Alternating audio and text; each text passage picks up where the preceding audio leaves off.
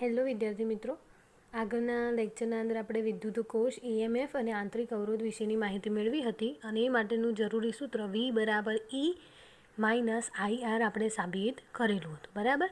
તો હવે એ જ સૂત્રનો ઉપયોગ કરી આપણે અહીંયા વિદ્યુત કોષોનું સંયોજન શાથી કરવામાં આવે છે અને એની રીતો આપેલી છે. જેમ આગળ આપણે કેપેસિટર અને અવરોધોનું શ્રેણી જોડાણ અને સમાંતર જોડાણ કર્યું, એવી જ રીતે અહીંયા જે વિદ્યુત કોષ એટલે જે બેટરી છે એ બેટરીઓનું શ્રેણી અને સમાંતર જોડાણ કઈ રીતે કરવામાં આવે છે અને એના સમતુલ્ય અવરોધનું સૂત્ર આપણે અહીંયા આજે મેળવીશું. બરાબર. તો જુઓ, પહેલાં તો કે વિદ્યુત કોષોનું સંયોજન શાથી કરવામાં આવે છે, તો કે વ્યવહારમાં એક જ વિદ્યુત કોષ વડે જરૂરી પ્રવાહ કે વોલ્ટેજ મળતા નથી. આપણે એક જ બેટરી જે લઈએ એના દ્વારા આપણને જરૂરી વોલ્ટેજ જેટલા જરૂરી હોય અને પ્રવાહ આપણને મળતા નથી. તો આવા સંજોગોમાં એક કરતાં વધારે સંખ્યામાં કોષોના સંયોજન કરીને જરૂરી પ્રવાહ કે વોલ્ટેજ મેળવી શકાય છે ને તેથી વિદ્યુત કોષોનું સંયોજન કરવામાં આવે છે. બરાબર. ત્રણ રીતે સંયોજન થશે: એનું શ્રેણી જોડાણ, સમાંતર જોડાણ અને મિશ્ર જોડાણ. બરાબર. તો ચલો એનું પહેલું આપણે જોઈએ કે બે વિદ્યુત કોષોના શ્રેણી જોડાણ કોને કહે છે અને E1 અને E2 EMFના શ્રેણી જોડાણ માટે સમતુલ્ય EMFનું સૂત્ર મેળવો. અહીંયા બે વિદ્યુત કોષોના શ્રેણી જોડાણનું સૂત્ર મેળવવાનું છે. એના સમતુલ્ય EMF E1 અને E2 બે છે, એના સમતુલ્ય EMFનું સૂત્ર આપણે અહીંયા મેળવવાનું છે. બરાબર.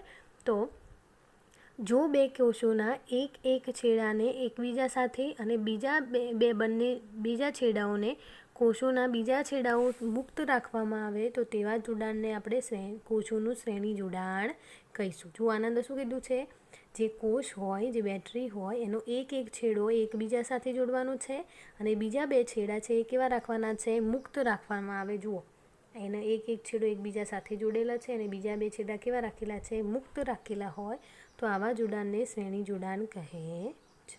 બરાબર. તો આકૃતિમાં તમે AB વચ્ચે એટલે અહીંયાથી અહીંયા વચ્ચે E1 EMF વાળું અને R1 આંતરિક અવરોધવાળું એક વિદ્યુત કોષ જોડેલો છે. બરાબર. એનાથી B થી C વચ્ચે તમારે E2 EMF વાળો અને R2 આંતરિક અવરોધવાળો એક બીજો વિદ્યુત કોષનું શ્રેણી જોડાણ દર્શાવેલું છે. બરાબર. A થી B વચ્ચે E1 EMF અને R1 આંતરિક અવરોધવાળા કોષ તથા BC વચ્ચે E2 EMF અને R2 આંતરિક અવરોધવાળા કોષનું શ્રેણી જોડાણ દર્શાવેલું છે. બરાબર. અને AC વચ્ચેના જોડાણનું સમતુલ્ય EMF આપણે શોધવાનું શું છે આના અંદર? સમતુલ્ય EMF. અને એ સમતુલ્ય EMF કોના હશે? A થી C વચ્ચેનો. આ બંનેનો સમતુલ્ય EMF લેવાનો છે અને એ સમતુલ્ય EMFને આપણે E ઇક્વલ એટલે સમતુલ્ય. બરાબર. બે કોષોના અને R1 અને R2 જોડાણનો સમતુલ્ય અવરોધ એને આપણે R ઇક્વલ કહીશું. બરાબર. આપણે બંનેનો સમતુલ્ય EMF શોધીશું અને એને આપણે E ઇક્વલ અને અવરોધોના સમતુલ્ય અવરોધને R ઇક્વલ કહીશું. બરાબર. હવે ચલો આપણે આમના સમતુલ્ય EMF શોધવાના છે. તો એના માટે આપણે અહીંયા જુઓ, શ્રેણી જોડાણ છે એટલે પ્રવાહ Iનું મૂલ્ય બદલાશે નહીં. બરાબર. જે રીતે થાય છે અવરોધમાં એ જ રીતે કે અવરોધનું શ્રેણી જોડાણ કરતા હતા ત્યારે શું થતું હતું? આપણે બંને પ્રવાહનું મૂલ્ય સમાન રહેતું હતું અને વિદ્યુત સ્થિતિમાન બદલાતા. બરાબર. તો એવી રીતે અહીંયા પ્રવાહ શું રહે છે? સમાન રહે છે. તો આપણે શું કરીશું? અહીંયા બધા કોષોના બંને છેડાઓ વચ્ચે આપણે વિદ્યુત સ્થિતિમાનનો તફાવત શોધી દઈશું. બરાબર. એના ઉપરથી આપણને સમતુલ્ય EMFનું સૂત્ર મળશે. બરાબર. તો જુઓ કઈ રીતે શોધીશું કે ધારો કે A, B અને C બિંદુઓ આગળના વિદ્યુત સ્થિતિમાનો અનુક્રમે VA, VB અને VC છે. A બિંદુ આગળ વિદ્યુત સ્થિતિમાનનો તફાવત કેટલો છે? VA. B બિંદુ આગળ VB અને C બિંદુ આગળ VC વિદ્યુત સ્થિતિમાનનો તફાવત છે. બરાબર. ત્રણેય બિંદુનો આપણે લઈ લીધો. હવે પ્રથમ કોષના ધન અને ઋણ ધ્રુવો વચ્ચે વિદ્યુત સ્થિતિમાનનો તફાવત. હવે આપણે પહેલો જે કોષ છે એના ધન અને ઋણ એ બંને વચ્ચે વિદ્યુત સ્થિતિમાનનો તફાવત A થી B બિંદુ સુધીનો, તો આપણે એને કહીશું VAB. અને વિદ્યુત સ્થિતિમાનનો તફાવત શું થશે? VA minus VB. બરાબર. હવે અહીંયા VAB આપણને મળ્યું, VA માઇનસ VB, પરંતુ આગળ આપણે સૂત્ર મેળવ્યું કોષો માટે કયું? V equal to E minus IR. આપણે અહીંયા આ સૂત્રનો ઉપયોગ કરવો પડે તો જ આપણને E ઇક્વલ અને R ઇક્વલ મળે. બરાબર. તો પહેલાં માટે આપણે શું લખીશું? જુઓ, પહેલા કોષ માટે E છે તો આનું EMF શું છે? E1 માઇનસ I તો બધા માટે સમાન રહેવાનો છે અને અહીંયા R1. બરાબર. તો આપણને A થી B છેડા વચ્ચે પહેલા કોષ માટે વિદ્યુત સ્થિતિમાનનો તફાવત મળી ગયો. બરાબર. હવે એ જ રીતે બીજા કોષ માટે, એટલે ક્યાંથી? B થી C સુધી. તો BC કહીશું આપણે એને, અને VB માઇનસ VC. અને એના આ સૂત્રનો ઉપયોગ ફરીથી સૂત્ર લખીશું તો અહીંયા શું થશે? E2 minus IR2. આ બીજા કોષ માટે. બરાબર. તો પહેલા કોષ માટે આપણને વિદ્યુત સ્થિતિમાનનો તફાવત અને બીજા કોષ માટે વિદ્યુત સ્થિતિમાનનો તફાવત આપણે આ સૂત્રનો ઉપયોગ કરીને મેળવ્યો. બરાબર. VAB મળ્યા કેટલા? VA માઇનસ VB, અને એનું મૂલ્ય કેટલું? E1 minus IR1. બરાબર. અને VBC મળ્યા VB માઇનસ VC, અને VB માઇનસ VCનું મૂલ્ય કેટલું મળ્યું? E2 minus IR2. બરાબર. તો આપણને બે કોષોના બંને છેડાઓના વિદ્યુત સ્થિતિમાનનો તફાવત મળી ગયો. બરાબર. હવે આપણે શું કરીશું? આપણે શોધવાનું શું છે? A થી C છેડા વચ્ચેનો વિદ્યુત સ્થિતિમાનનો તફાવત લઈશું. કેમ? કારણ કે આપણે સમતુલ્ય શોધવાનો છે. A થી C વચ્ચે સમતુલ્ય EMF અને સમતુલ્ય અવરોધ શોધવાનો છે. એટલા માટે આપણે A થી C વચ્ચે વિદ્યુત સ્થિતિમાનનો તફાવત લઈશું. અને એ આપણને કઈ રીતે મળશે? VC બરાબર VB વત્તા VAC બરાબર VAB વત્તા VBC. શું કરીશું આપણે? આ બંનેનો અહીંયાથી અહીંયા બંનેનો સરવાળો કરીશું તો આપણને A થી C વચ્ચેનો વિદ્યુત સ્થિતિમાનનો તફાવત મળી જશે. બરાબર. તો આપણે અહીંયા શું કર્યું? બંનેનો સરવાળો કરી દીધો. બરાબર. VABની કિંમત તો આપણે ઉપર શોધી. VABની કિંમત કેટલી મળી હતી? VA minus VB. તો અહીંયા આપણે લખી દીધું VA માઇનસ VB વત્તા VBCની કિંમત આપણને VB માઇનસ VC મળી, તો આપણને VB માઇનસ VC લખી દીધા. હવે એની જે કિંમતો મળી એ પણ અહીંયા લખી દઈએ. આની કિંમત શું મળી આપણને? E1 minus IR1. તો અહીંયા આપણે લખ્યું E1 માઇનસ IR1. બીજાની કિંમત શું મળી? E2 minus IR2. તો અહીંયા લખ્યું E2 માઇનસ IR2. બરાબર. હવે આપણે બધાની કિંમતો જ મૂકી છે ખાલી. હવે આપણે એનું શું કરીએ? E1 વત્તા E2 છે એને આગળ લખી દઈએ, માઇનસ I બંનેમાં સામાન્ય છે. જુઓ, બીજું પદ છે અને આ પદ છે, એમાં બંનેમાં I સામાન્ય છે, તો આપણે I શું કર્યા? સામાન્ય કાઢી દીધા. અને કોન્સ્ટાન્ટ શું વધશે? માઇનસ I સામાન્ય કાઢ્યા છે એટલે કોન્સ્ટાન્ટ શું વધશે? R1 plus R2. ખ્યાલ આવ્યો? બરાબર. જુઓ, E1 ને E2 ને બંનેને જોડે લખી દીધા છે અહીંયા. હવે આ બંનેમાંથી શું કર્યું છે? આઈને સામાન્ય કાઢ્યા. કેવા? માઇનસ આઈને સામાન્ય કાઢ્યા. માઇનસ આઈને સામાન્ય કાઢ્યા તો અંદર કૌંસમાં શું મળશે આપણને? R1 plus R2. બરાબર.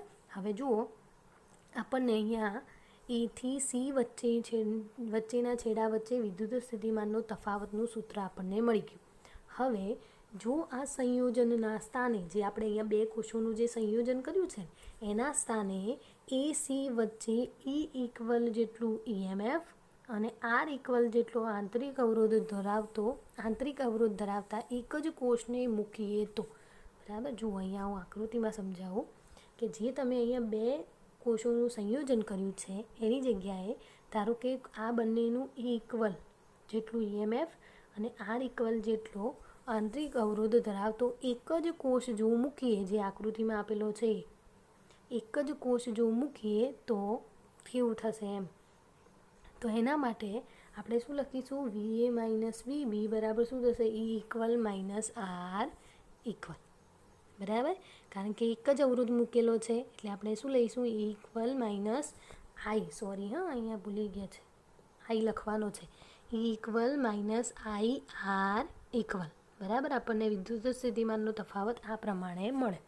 તો હવે શું કરીશું? આપણે આ બંને સમીકરણો જે છે એ બંને સમીકરણોને સરખાઈ દો. બરાબર. તો જુઓ, અહીંયા VA minus VC minus VC. અહીંયા જુઓ E ઇક્વલ બરાબર આપણને શું મળશે E1 વત્તા E2. તો અહીંયા આપણે લખી દીધું E ઇક્વલ બરાબર E1 વત્તા E2. આ તો સમાન છે એટલે એની કંઈ થશે નહીં. અને અહીંયા R ઇક્વલ બરાબર આપણને મળશે R1 વત્તા R2. બરાબર. તો અહીંયા આપણને સમતુલ્ય EMF E equal E1 plus વત્તા E2 મળ્યો અને સમતુલ્ય અવરોધ R ઇક્વલ બરાબર R1 પ્લસ R2 મળ્યો. બરાબર. તો આપણે સમતુલ્ય EMF શોધવાનો હતો શ્રેણી જોડાણ માટેનો, એ શ્રેણી જોડાણનો મળી ગયો. બરાબર. તો આપણે કઈ રીતે કર્યું આના અંદર, પહેલા કોષ માટે વિદ્યુત સ્થિતિમાનનો તફાવત લખ્યો, પછી બીજા કોષ માટે વિદ્યુત સ્થિતિમાનનો તફાવત લખ્યો, પછી એ બંનેનો સરવાળો કરી અને આપણે બે AC વચ્ચેનો વિદ્યુત સ્થિતિમાનનો તફાવત ગણ્યો. બરાબર. અને એની જગ્યાએ આપણે કોઈ એક કોષ મૂકી અને એનું સૂત્ર લખી બંને સમીકરણોને સરખાઈ દીધા તો આપણને E ઇક્વલ અને R ઇક્વલ બંનેના સમતુલ્ય આપણને અહીંયા મળી ગયા.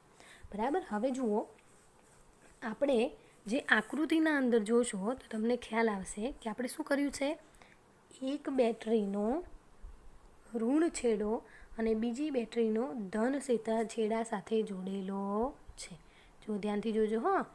આ છે ને બેટરીનો જે મોટો હોય ને આ રીતનું હોય, જુઓ બેટરી મોટો હોય ને ધન કહેવાય, નાનો છે ને ઋણ કહેવાય. આપણે શું કર્યું છે, એકના ઋણ છેડાને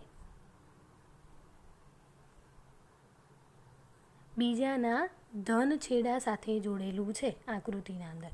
પરંતુ ધારો કે આપણે બંને ઋણ છેડા એક સાથે જોડીએ તો, બરાબર. જુઓ અહીંયા શું કરેલું છે, આપણે એક ઋણ છેડાને બીજાના ધન છેડા સાથે જોડેલું છે. પરંતુ આની જગ્યાએ ધારો કે આપણે બંનેના ઋણ છેડા એકબીજા સાથે જોડીએ તો શું થશે, બરાબર. તો એના માટે અહીંયા નીચે તમને આપેલું છે કે જો બંને કોષના ઋણ ધ્રુવોને એકબીજા સાથે જોડીએ તો શ્રેણી જોડાણ માટે આપણને જે સૂત્ર મળતું હતું VBCનું, એના અંદર આપણને E2 કેવા લખવા પડે, માઇનસ E2 લખવા પડે. બરાબર. આપણે શું લખતા હતા, E2 માઇનસ IR2 લખતા હતા.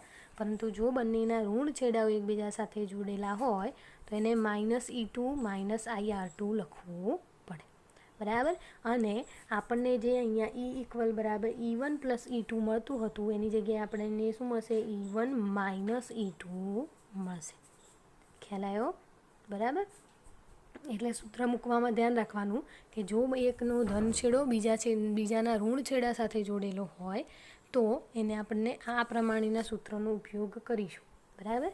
પરંતુ જો બંને ઋણ છેડાઓ એકબીજા સાથે જોડેલા હોય તો આપણને અહીંયા આ સૂત્રના અંદર માઇનસ E2 મૂકવા પડશે અને આપણને E ઇક્વલનું સૂત્ર આ E1 માઇનસ E2 મળશે. બરાબર.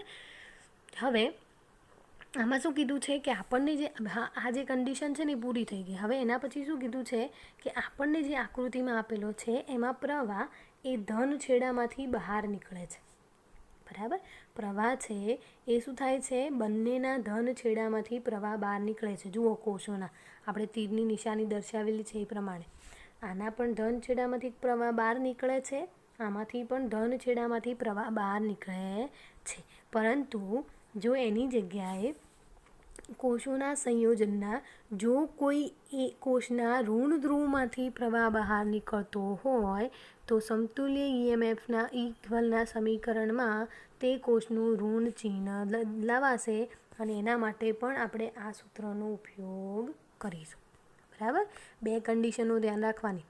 અહીંયા આપણે એકના ધન છેડાને બીજાના ઋણ છેડા સાથે જોડેલો છે, વત્તા પ્રવાહ છે એ ધન છેડામાંથી બહાર નીકળે છે. તો એના માટે આપણે આ બંને સૂત્રનો ઉપયોગ કરશું. બરાબર. હવે એની જગ્યાએ જો કોષના ધન છેડાને કોષના ઋણ છેડાને બીજાના ઋણ સાથે જોડેલો હોય તો આપણને આ સૂત્રનો ઉપયોગ કરવો પડશે. હવે એના અંદર થશે કે બધાના અંદર પ્રવાહ છે શામાંથી બહાર નીકળે છે, ધન છેડામાંથી નીકળે છે. જો એની જગ્યાએ કોઈ એક કોષના ઋણ છેડામાંથી જો પ્રવાહ બહાર નીકળતો હોય તો પણ આપણે આ જ સૂત્રનો ઉપયોગ કરશું. બરાબર. હવે આપણે અહીંયા તો કેટલા લીધા? 2 જ કોષો લીધા. ધારો કે હવે n જેટલા કોષો હશે તો એનું E ઇક્વલ શોધવા માટે આપણે શું કરીશું? બધાનો સરવાળો કરી દેવાનો, બરાબર? જેટલા વિદ્યુત કોષ હોય એમના EMFનો સરવાળો. એવી જ રીતે આંતરિક અવરોધ પણ શું થશે? બધાનો સરવાળો, બરાબર? એટલે કે દરેક કોષના વ્યક્તિગત EMFના સરવાળા જેટલું તેમની શ્રેણી જોડાણનું સમતુલ્ય EMF થાય. અને સમતુલ્ય આંતરિક અવરોધ એ તેમના વ્યક્તિગત આંતરિક અવરોધના સરવાળા બરાબર થાય છે. એટલે બધાના પોતાના આંતરિક અવરોધનો સરવાળો કરીશું તો આપણને સમતુલ્ય આંતરિક અવરોધ, અને બધાના પોતાના EMFનો સરવાળો કરીશું તો આપણને સમતુલ્ય EMF મળી જશે, બરાબર? તો આ થયું એનું શ્રેણી જોડાણ. ચલો હવે એનું સમાંતર જોડાણ જોઈએ કે કોષોનું સમાંતર જોડાણ એટલે શું, અને 2 કોષોના સમાંતર જોડાણ માટે સમતુલ્ય EMFનું સૂત્ર મેળવો. તો આપેલા કોષોના ધન ધ્રુવોને એક બિંદુએ અને ઋણ ધ્રુવોને બીજા બિંદુએ જોડવામાં આવે તો આવા જોડાણને કોષોનું સમાંતર જોડાણ કહે છે. જુઓ, અહીંયા બંનેના ધન છેડાઓને એક બિંદુએ, કયા? B1 બિંદુએ, અને ઋણ છેડોને બીજા બિંદુએ એટલે B2 બિંદુએ જોડેલા હોય તો એમને આપણે એવા જોડાણને આપણે સમાંતર જોડાણ કહીશું, બરાબર? જો આકૃતિના અંદર એક જે છે E1 EMF અને R1 આંતરિક અવરોધવાળું તથા બીજો E2 EMF અને R2 આંતરિક અવરોધવાળા 2 કોષો છે એમને B1 અને B2 સાથે જોડેલા બતાવેલા છે, બરાબર? B1 અને B2 સાથે આપણે એમને જોડી દીધા છે. હવે અહીંયા શું થશે? આગળના અંદર આપણે પ્રવાહનું મૂલ્ય અચળ રહેતું હતું અને વિદ્યુત સ્થિતિમાન બદલાતો હતો. હવે એની જગ્યાએ અહીંયા શું થશે? પ્રવાહનું મૂલ્ય છે એ બદલાઈ જશે. કેમ? કારણ કે પ્રવાહ છે એ વહેંચાઈ જશે બંને છેડાઓ આગળ, અને વિદ્યુત સ્થિતિમાનનો તફાવત એ કેવો રહે છે? સમાન રહે છે. જુઓ, અહીંયા આકૃતિના અંદર પણ આપેલું છે. અહીંયા કેટલો પ્રવાહ છે? I. તો અહીંયા વહેંચાઈ જાય છે I1, અને I2માં પ્રવાહનું મૂલ્ય શું થઈ જાય છે? વહેંચાઈ જાય છે, એટલે પ્રવાહ બદલાશે. તો આપણે જેમ આગળ વિદ્યુત સ્થિતિમાનની ગણતરી કરતા હતા સૂત્ર પરથી, એવી રીતે અહીંયા આપણે પ્રવાહની ગણતરી કરશું, બરાબર? તો જુઓ કે E1 કોષમાંથી I1 અને E2 કોષમાંથી I2 પ્રવાહ વહે છે, જે આકૃતિમાં જોઈ શકો તમે. અને B1 આગળ ભેગા થઈને B1 થી A સુધી પ્રવાહ આપણને કેટલો મળે છે? I મળે છે. જુઓ, અહીંયા કોષ E1માંથી I1 પ્રવાહ, E2માંથી I2 પ્રવાહ અને B1 થી A સુધી I પ્રવાહ વહે છે. તો આપણે શું કરીશું? બંનેનો સરવાળો. I બરાબર I1 પ્લસ I2, કારણ કે બંને ભેગા થઈને આપણને I પ્રવાહ આપે છે, બરાબર? હવે ધારો કે B1 અને B2 આગળ વિદ્યુત સ્થિતિમાનનો અનુક્રમે VB1 અને VB2 છે. હવે આપણને શું આપેલા છે? વિદ્યુત સ્થિતિમાન તફાવત. B1 બિંદુ આગળ આપણને VB1 વિદ્યુત સ્થિતિમાન છે, અને B2 આગળ કેટલું છે? VB2 વિદ્યુત સ્થિતિમાનનો તફાવત છે, બરાબર? હવે બંને કોષોના વિદ્યુત સ્થિતિમાનનો તફાવત VB1 માઇનસ VB2 કેવા છે? સમાન છે, કારણ કે અહીંયા વિદ્યુત સ્થિતિમાન બદલાશે નહીં. તો અહીંયા વિદ્યુત સ્થિતિમાનનો જે તફાવત છે VB1 માઇનસ VB2 કેવો રહેશે? સમાન રહેશે. તો આપણે પહેલાં જે કોષ છે એના માટેનું સૂત્ર લખીએ, જે આપણે આગળનું સૂત્ર હતું V equal to E minus IR, એના ઉપરથી આ બંને તો સમાન જ રહેવાના છે પહેલા કોષ માટે, બીજા કોષ માટે, બરાબર? Vનું મૂલ્ય સમાન રહેવાનું છે. હવે પહેલા કોષ માટે લખીશું તો આપણે E1 માઇનસ IR1 અને E2 માઇનસ IR2. તો આપણને 2 કોષો માટે વિદ્યુત સ્થિતિમાન મળી ગયા, અને એ કેવા છે? સમાન. હવે ધારો કે આપણે આના બરાબર શું લઈ લઈએ?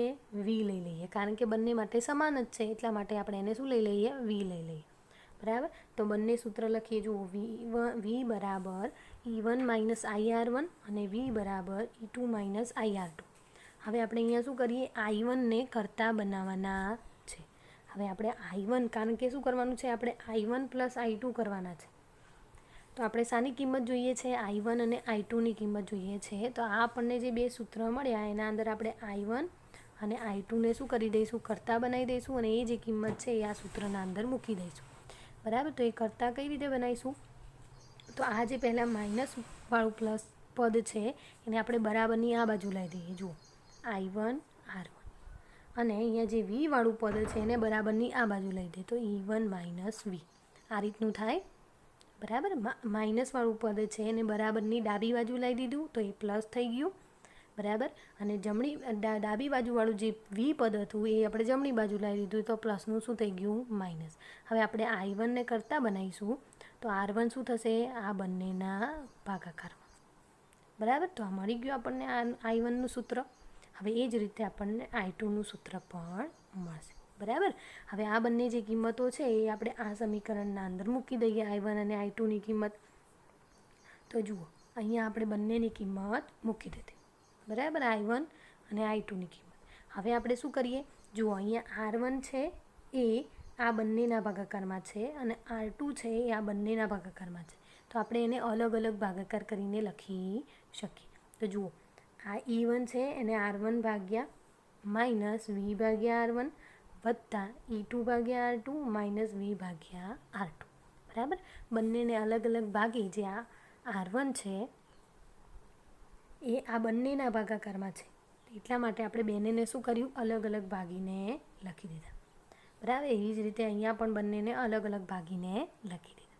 હવે શું કરીએ આપણે E1 અને E2 વાળા પદ છે એમને જોડે લખી દઈએ અને V વાળા પદો છે અહીંયા V સામાન્ય કાઢ્યો છે. બરાબર. લખજો ભૂલથી નથી લખ્યો અહીંયા એને પણ આપણે આ બાજુ લખી દઈએ. બરાબર. સમજે શું કર્યું જો અહીંયા E1 ભાગ્યા R1 અને E2 ભાગ્યા R2 ને જોડે લખી દીધા છે. હવે આ જે બંને પદો છે એ બંને પદોમાંથી આપણે માઇનસ V શું કર્યા સામાન્ય કાઢી દીધા એટલે વચ્ચે શું આવ્યું અહીંયા માઇનસ અને અહીંયા શું આવ્યું V. તો અંદર શું વધ્યું ખાલી 1/R1 વત્તા 1/R2. બરાબર. હવે અહીંયા શું કરવાનું છે જેમ આગળ કર્યું એ જ પ્રમાણે આ જે માઇનસવાળું જે જમણી બાજુવાળું પદ છે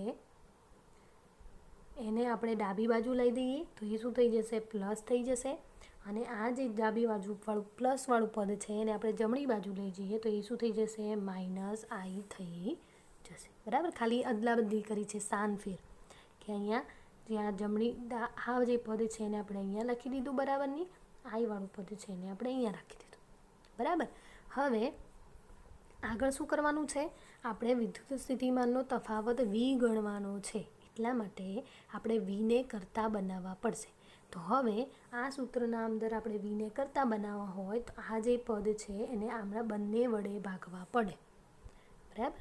તો આપણે અહીંયા સૂત્ર કેવી રીતે મળશે V બરાબર જોજો હું ફરીથી આખું લખું છું. અહીંયા આ જે પદ છે એને એમના એમ રાખીએ પહેલાં આ જે કૌંસવાળું પદ છે ને એ અહીંયા એમના એમ જ છે. બરાબર. આવ્યું અને એના ભાગાકારમાં શું આવશે આ પદ આવશે R1 વત્તા R2 ભાગ્યા R1 R2. બરાબર. એવી રીતે અહીંયા શું છે માઇનસ I એના ભાગાકારમાં પણ આવ્યું પદ આવશે. બરાબર. બંનેને ભાગી દીધા તો હવે શું થશે આપણને ખબર છે છેદનો છેદ ક્યાં જાય અંશમાં. એવી જ રીતે અહીંયા પણ શું થશે છેદનો છેદ ક્યાં જાય અંશમાં. તો આપણે છેદનો છેદ ક્યાં લઈ લીધો અંશમાં એટલે R1 R2 એ અહીંયા અંશમાં આવી ગયા અને R1 વત્તા R2 છે એ અહીંયા છેદમાં આવી ગયા. બરાબર. અહીંયા પણ છેદનો છેદ શું છે R1 R2 તો એને આપણે અંશમાં લખી દીધા અને ઊંધું કરીને ગુણાકારમાં લખી દીધું. ખ્યાલ આવ્યો. અહીંયા એક સ્ટેપ નથી લખ્યું અહીંયા ગુણાકારમાં કરીને આપણને છેદનો છેદ ક્યાં લઈ ગયા અંશમાં. હવે જુઓ જે કેન્સલ થતું હોય એને કેન્સલ કરી દો. R1 R2 બંને કેન્સલ થઈ જશે. બરાબર. તો આપણે અહીંયા શું મળ્યું E1 R2 વત્તા E2 R1 ભાગ્યા R1 પ્લસ R2 અને માઇનસ I R1 R2 ભાગ્યા R1 પ્લસ R2. હવે આપણે અહીંયા વિદ્યુત સ્થિતિમાનનું તફાવતનું સૂત્ર મળી ગયું. હવે આપણે અહીંયા શું કરીશું જો આ સંયોજનના બદલે B1 અને B2ની વચ્ચે E ઇક્વલ EMF અને R ઇક્વલ જેટલું આંતરિક અવરોધ ધરાવતો એક જ કોષ મૂકીએ તો જેમ આગળ આપણે કર્યું હતું એ જ પ્રમાણે કે આમના આ બે કોષ મૂક્યા એની જગ્યાએ આપણે E ઇક્વલ અને R ઇક્વલ ધરાવતો એક જ કોષ મૂકીએ તો એનું વિદ્યુત સ્થિતિમાનનું તફાવતનું સૂત્ર આપણને શું મળશે V બરાબર E equal minus I R equal. બરાબર. હવે આપણે આ બંને સમીકરણો જે છે એ સમીકરણોને સરખાઈ દઈએ. બરાબર. તો E ઇક્વલ આપણને શું મળશે આટલું પદ.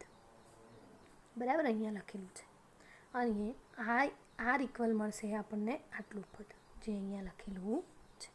બરાબર. તો અહીંયા આપણને E ઇક્વલ અને R ઇક્વલના સૂત્રો મળી ગયા. બંને સમીકરણોને સરખાવશો એટલે. બરાબર. હવે આપણે આ બંને સમીકરણોને સરળ રીતે લખી દઈએ. બરાબર. આપણને યાદ રહે એ પ્રમાણે આપણે જો લખીએ તો શું કરીએ, E ઇક્વલ ભાગ્યા R ઇક્વલ કરી દઈએ. જુઓ અહીંયા કરેલું છે ને, E ઇક્વલ ભાગ્યા R ઇક્વલ કરી દઈએ. ચલો આપણે અહીંયા કરીએ એટલે તમને ખ્યાલ આવશે. હવે E ઇક્વલ કેટલા છે, E1 R2. ચલો આપણે ડાયરેક્ટ ગુણાકારમાં જ લખી દઈએ એટલે આપણે વધારે માથાકૂટ જ ના કરવી પડે. બરાબર. ચલો પહેલાં E ઇક્વલ લખી દઈએ, E1 R2 વત્તા E2 R1 ભાગ્યા R1 પ્લસ R2. અને આ જે R ઇક્વલની કિંમત છે આજે એને આપણે ઊંધી કરીને લખી દઈએ, R1 પ્લસ R2 ભાગ્યા R1 R2. જુઓ પ્લસ પ્લસવાળું બંને કેન્સલ થઈ જશે તો આપણને શું પદ મળશે, ખાલી E1 R2 વત્તા E2 R1 ભાગાકારમાં શું મળશે, R1 R2. આ પદ પ્રમાણેનું પદ મળે. હવે આપણે શું કરીએ, આ જે છે છેદ એને બંને વડે ભાગી દઈએ. પહેલાં આપણે E1 R1 એને ભાગાકારમાં R1 R2 લખીએ વત્તા E1 R2 છે બરાબર. અહીંયા R1 ભાગ્યા R1 R2 બંનેને ભાગાકારમાં આપણે લખી દીધા. બરાબર. તો જુઓ અહીંયા R2 કેન્સલ થશે, અહીંયા R1 કેન્સલ થશે. તો અહીંયા શું મળ્યું તમને, ખાલી E1 ભાગ્યા R1 વત્તા E2 ભાગ્યા R2. બરાબર. ખ્યાલ આવ્યો કઈ રીતે કર્યું છે. જુઓ E ઇક્વલ સરળ રીતે લખવા માટે આપણે E ઇક્વલ ભાગ્યા R ઇક્વલ કરી દીધું. તો અહીંયા પહેલાં આપણે E ઇક્વલની કિંમત મૂકી દીધી અને R ઇક્વલની જે આ કિંમત હતી એને આપણે ઊંધી કરીને અહીંયા લખી દીધી. બરાબર. બંને જે કેન્સલ થતા હોય કેન્સલ કરી દીધા તો આપણને આ રીતનું પદ મળ્યું. હવે અહીંયાનો એનો જે છેદ છે એ છેદને આપણે બંને વડે ભાગી દીધા, પહેલા પદ વડે અને બીજા પદ વડે. જે ઉડતું હોય એ કેન્સલ કરી દો તો આપણને શું મળ્યું, E1 ભાગ્યા R1 વત્તા E2 ભાગ્યા R2. અને બીજું જે સમીકરણ છે આપણે એટલે એક સમીકરણ આપણને એને મળી ગયું આ પ્રમાણેનું. બરાબર. હવે R ઇક્વલ લખેલા છે તો R ઇક્વલના અંદર પણ શું કરેલું છે, જુઓ R ઇક્વલ છે એના સૂત્રના અંદર અંશમાં અને છેદમાં R1 ભાગ્યા R1 ઇન્ટુ R2 વડે ભાગી દો. અંશમાં R1 R2 અને છેદમાં પણ જુઓ અંશમાં અને છેદમાં R1 અને R2 વડે બંને વડે ભાગી દીધા. બરાબર. જુઓ અહીંયા તો કેન્સલ થઈ જવાનું છે બંને, તો અંશમાં આપણને શું મળ્યું, 1. બરાબર. અને છેદમાં સરવાળો છે તો આપણે એને બંને વડે ભાગી દઈશું. જુઓ R1 છે તો R1 R2 વત્તા R2 છે તો R1 R2. જુઓ હવે R1 કેન્સલ થશે, અહીંયા R2 કેન્સલ થશે તો આપણને શું મળશે, 1/R1 વત્તા 1/R2. બરાબર. તો આપણને E ઇક્વલ ભાગ્યા R ઇક્વલ કર્યું તો E1 ભાગ્યા R1 વત્તા E2 ભાગ્યા R2 સૂત્ર આપણને મળ્યું.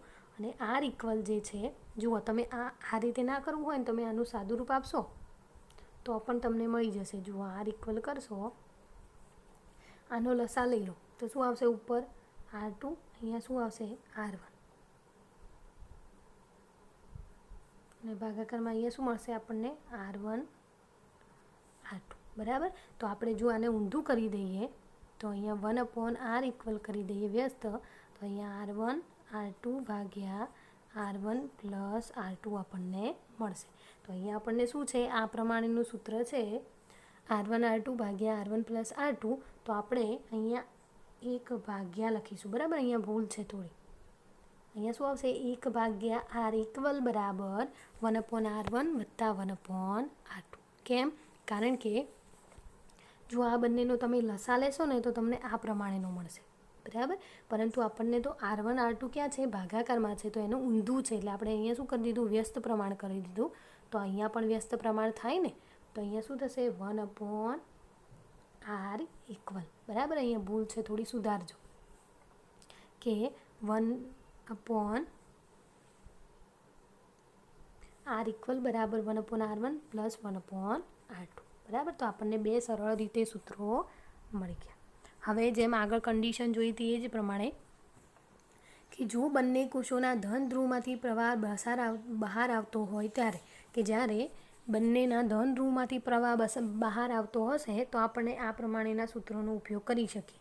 પરંતુ જો બીજો કોઈ એક કોષનો ઋણ ધ્રુવ પહેલાં કોષના ધન ધ્રુવ સાથે જોડેલો હોય ત્યારે જુઓ આમાં શું કરેલું હતું, આપણે પહેલાં બંને એકબીજાના ધન ધ્રુવ સાથે અને એકબીજાના ઋણ ધ્રુવ સાથે જોડેલા હતા. જુઓ આકૃતિમાં જુઓ શું કરેલું છે, બંનેના ધન ધ્રુવ એકબીજા સાથે અને ઋણ ધ્રુવ એક સાથે જોડેલા છે.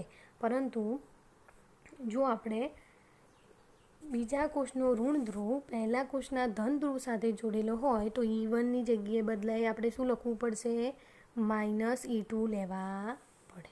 બરાબર, જેમ આગળ આપણે લીધું એ જ પ્રમાણે ખાલી E1ની જગ્યાએ શું લેવું પડશે, -E2 લખવા પડશે.